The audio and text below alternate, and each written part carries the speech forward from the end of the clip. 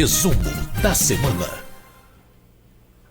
Está na hora da gente saber o que foi destaque nas atividades do plenário da Câmara nesta semana. E teve sessão do Congresso Nacional nesta quinta-feira. Os detalhes a partir de agora com Antônio Vital, nosso setorista na cobertura jornalística do plenário. Olá, Vital. Olá, Cláudio. Olá, ouvintes da Rádio Câmara, quem está nos assistindo também pela TV Câmara, pelo YouTube. Pois é, a semana foi muito carregada, viu? Sua lista aqui é extensa. Eu trouxe até uns papeizinhos aqui para consultar, viu? Então, se eu me enrolar aqui, você me dê um desconto, porque foi muita coisa. Não se preocupe. Então, a gente vai começar, infelizmente, pelo assunto mais urgente, que são as consequências da tragédia no Rio Grande do Sul e o que o Congresso, o Parlamento, está fazendo para apoiar as vítimas das inundações. Pois é, na segunda-feira, que é um dia não usual para as sessões do plenário da Câmara, os deputados já se reuniram para adotar as primeiras medidas, que foi a aprovação do decreto de estado de calamidade que foi enviado ao Congresso pelo governo. A decretação do estado de calamidade é importante porque dispensa tanto o governo do Rio Grande do Sul como o governo federal de algumas punições caso não sejam cumpridas umas exigências daquela legislação que trata de teto de gastos, de ajuste fiscal. Isso significa que vai ter o dinheiro que for destinado à reconstrução do Estado, para o socorro das vítimas, etc., em certa medida não será contabilizado dentro daqueles limites de gastos que geralmente é imposto aos estados, né? Por exemplo, se um estado ultrapassar o limite máximo de gastos previsto na legislação, ele pode sofrer punições. Ele pode, por exemplo, deixar de receber recursos do governo federal, pode ter que não pode ser proibido, por exemplo, de contratar operações de crédito e outras. Então, o estado de calamidade permite uma maior flexibilidade no uso de recursos. Uma coisa parecida aconteceu na pandemia, não sei se você lembra que foi aprovado aqui no Congresso aquele que chamaram orçamento de guerra. Foi justamente para isso, para permitir que recursos destinados a um socorro imediato possam ser usados sem punições. Sim, regras excepcionais para uma situação excepcional. Isso, né? Exatamente. Então, isso na segunda-feira já foi feita essa sessão do plenário, em que foi aprovado isso. Logo em seguida, a Câmara já existia desde o ano passado uma comissão externa de deputados que estava averiguando as causas e com o objetivo de propor soluções para as enchentes no Rio Grande do Sul. Não sei se você lembra, mas no ano passado já teve uma outra enchente muito grande que afetou 90 municípios. Isso agora já está mais de 400 municípios, com muito mais pessoas mortas, desabrigadas, 200 mil pessoas desabrigadas. Esse número vai sendo atualizado todos os dias. Então, essa comissão externa que já existia, agora vai tratar também desse assunto, com a diferença que agora a Câmara vai, por exemplo, vai permitir que os deputados vão ao local para ver em loco e propor soluções que sejam do ponto de vista legislativo, por exemplo, entendeu? E, como você mesmo falou, teve também uma sessão do Congresso, a sessão do Congresso é destinada para apreciação de vetos presidenciais, mas também para aprovação de recursos, né, no orçamento. E uma das medidas que foi aprovada é que os deputados possam destinar parte das suas emendas parlamentares ao orçamento para o Rio Grande do Sul, né, fugindo inclusive da destinação original dessas emendas. Então, um conjunto de ações, ainda deve ocorrer outras nas próximas semanas, com o objetivo de reconstruir o Estado e socorrer as vítimas, né? Pois é. Vital, tivemos também uma aprovação na área de meio ambiente, é isso? Foi uma aprovação bastante polêmica, porque é um projeto que tira o cultivo de florestas. Sabe, todo mundo que viaja pelo Brasil já viu essas florestas de eucalipto, de pinos, que são é uma indústria, né? Essa madeira tem várias finalidades para fazer papel, para ser usado em metalurgia, etc, etc. É um segmento grande da economia e esse cultivo de florestas era considerado de médio risco ambiental numa legislação da Política Nacional do Meio Ambiente. São 20 atividades que têm restrições. A Câmara aprovou um projeto que retira o plantio dessas florestas da lista de atividades com restrições, que significa um pouco uma maior flexibilidade e menos exigências ambientais para esse tipo de atividade. Esse projeto é do Senado, o argumento dele é de que essas florestas, na verdade, são sustentáveis e benéficas ao meio ambiente. Aqui ocorreu uma grande polêmica, porque muita gente discorda dessa avaliação. Então, deputados, por exemplo, principalmente da base do governo, do PT, do PSOL, disseram que essas florestas de eucalipto são muito danosas ao meio ambiente. Elas elas têm um consumo muito alto de água, por exemplo. Elas não permitem que qualquer outro tipo de diversidade ocorra nas imediações, chamam inclusive de desertos verdes. De qualquer maneira, esse projeto foi aprovado. Como já tinha sido aprovado pelo Senado, já foi para a sanção presidencial e pode virar lei. Relacionado a essa questão ambiental, também temos uma aprovação em relação a energias renováveis. Não sei se você sabe, mas existe uma tarifa social de energia elétrica, que é um desconto na tarifa de energia elétrica para pessoas carentes, né? Para aquelas famílias inscritas no cadastro único do governo federal ou que recebem o BPC, aquele benefício de prestação continuada, né? Que tem uma pessoa com deficiência ou outra situação desse tipo. Então, esse projeto, o que ela faz aos poucos, aí o objetivo é, aos poucos, trocar essa tarifa social, que é um desconto, por instalação de sistema de energia solar nessas residências.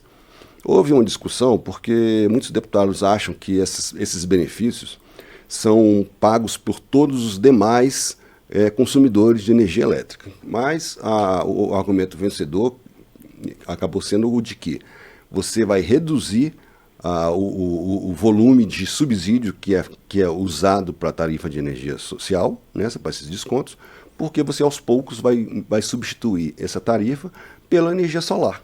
E a pessoa assim deixa de consumir a energia elétrica das distribuidoras. Bem, do meio ambiente a gente vai para a economia, né? A gente teve também o exame de proposta em relação à arrecadação do governo. No ano passado, o governo editou uma medida provisória que deu muita polêmica e muita discussão no Congresso, que tratava de vários assuntos.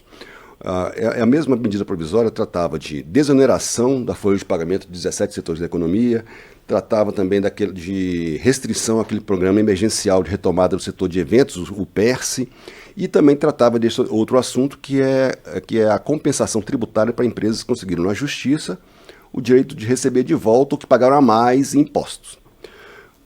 Houve uma discussão política muito grande, essa questão do PERSE e da desoneração acabou saindo dessa medida provisória e foram tratadas em projetos de lei separadamente, porque tinha muita polêmica e muita oposição a esse. Então a medida provisória acabou se tratando apenas dessa que se chamam de crédito fiscal. A empresa ganha na justiça uma ação dizendo que pagou a mais de impostos. O que acontece? Essa empresa pode descontar nos impostos futuros aquilo que pagou a mais. Esse montante, segundo o governo, estava sendo feito de uma vez só, o que prejudicava a arrecadação do governo. Então, essa medida provisória limita, parcela esses descontos que as empresas poderão fazer no pagamento do imposto de renda em até 60 meses. E deixa que o desconto numa parcela única seja feito apenas para aquelas dívidas com mais de 10 milhões de reais. Tivemos também a área de saúde com alguns projetos. Eu queria que você destacasse quais foram eles. Bom, primeiro, um projeto que foi aprovado aqui na Câmara permite que a ecoterapia seja incluída como terapia no Sistema Único de Saúde, no SUS. A ecoterapia é aquela terapia que é feita com o uso de cavalos.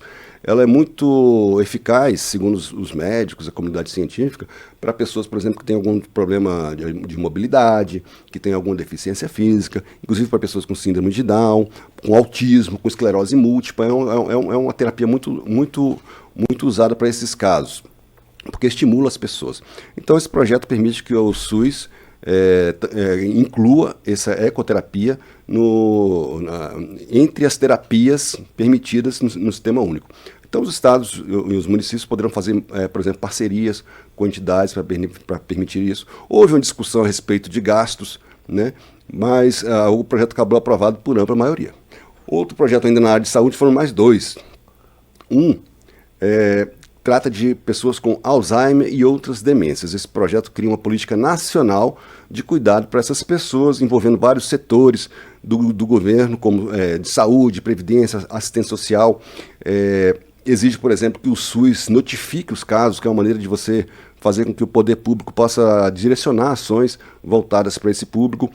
Mexe também na lei orgânica de assistência social, para cuidar especificamente desses idosos que são internados em asilos. Então é uma política pública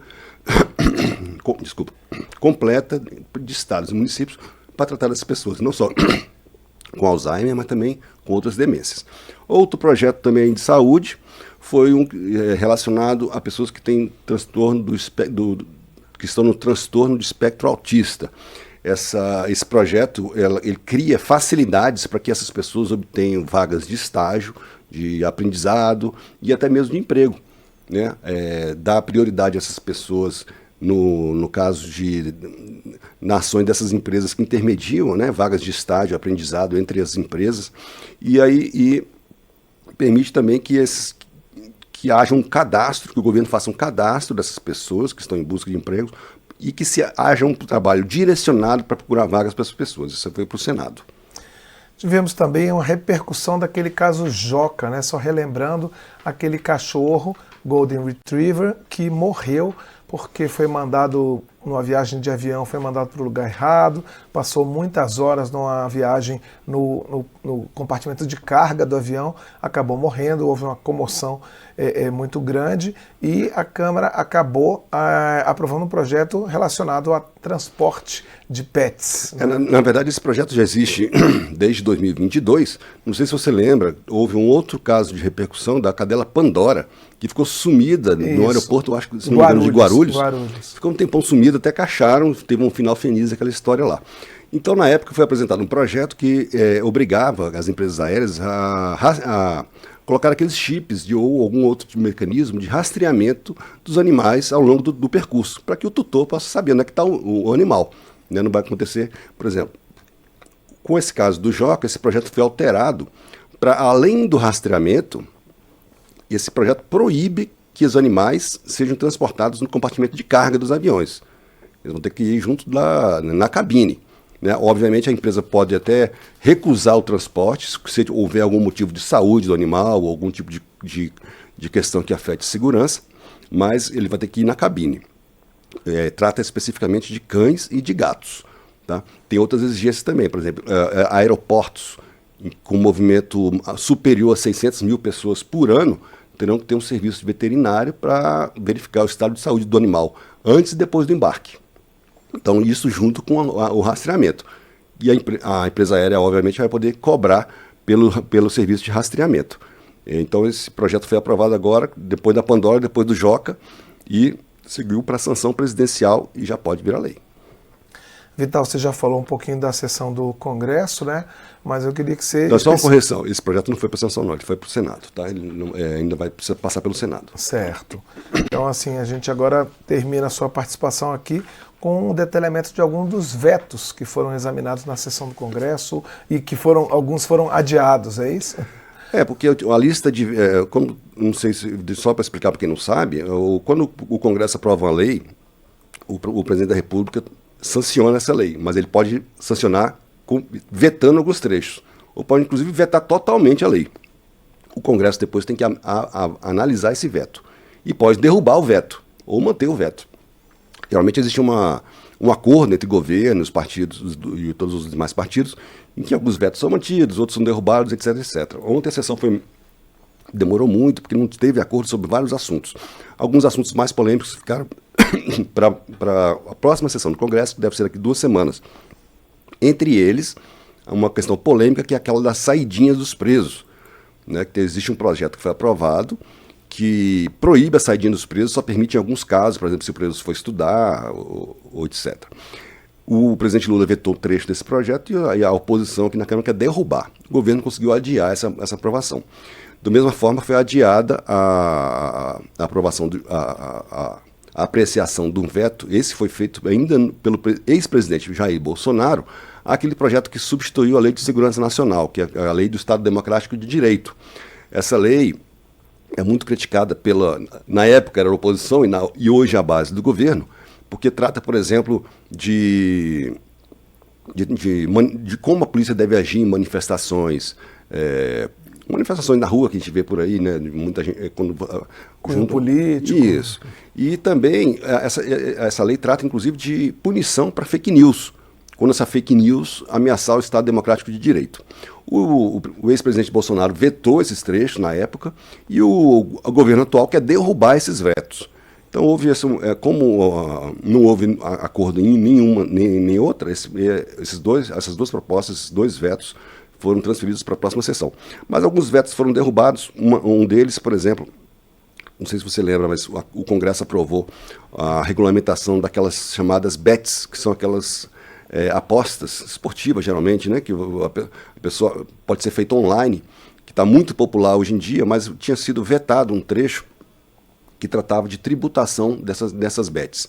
Esse trecho foi derrubado e, com isso, as apostas com prêmios somados num valor de até R$ 2.259, dentro de um mês, não serão tributados com a derrubada desse veto. Outro trecho de outro projeto polêmico que também foi derrubado o veto é a respeito do controle e registro de defensivos agrícolas, que antigamente eram chamados de agrotóxicos. O projeto aprovado aqui no Congresso, ele centralizava no Ministério da Agricultura todo o processo de controle e registro desses agrotóxicos. Muita gente criticou os ambientalistas e parte da bancada atual do governo, dizendo que dessa forma você deixava em segundo plano a atuação de órgãos ambientais, como o IBAMA, o Ministério do Meio Ambiente, nesse processo. Isso tinha sido vetado, porém o Congresso derrubou o veto, então volta a valer o que foi aprovado aqui na Câmara e no Senado, que é centralizar essas questões no Ministério da Agricultura. Teve outros vetos derrubados também, por exemplo, adicional salarial para defensores públicos que atuarem em mais de um município, que foi um projeto apresentado pela própria Defensoria Pública, com o argumento de que não existem defensores públicos em todos os municípios e seria uma maneira de você estimular a interiorização do serviço. Isso tinha sido vetado e houve um acordo, inclusive com participação da Defensoria Pública, e esse veto acabou sendo derrubado. Então a próxima sessão do Congresso marcada para o fim do mês. Este foi Antônio Vital, repórter da Rádio Câmara, trazendo para a gente o detalhamento de tudo que foi examinado e aprovado, tanto pelo plenário da Câmara quanto em sessão do Congresso. Vital, muito obrigado pela sua participação mais uma vez. Até a próxima.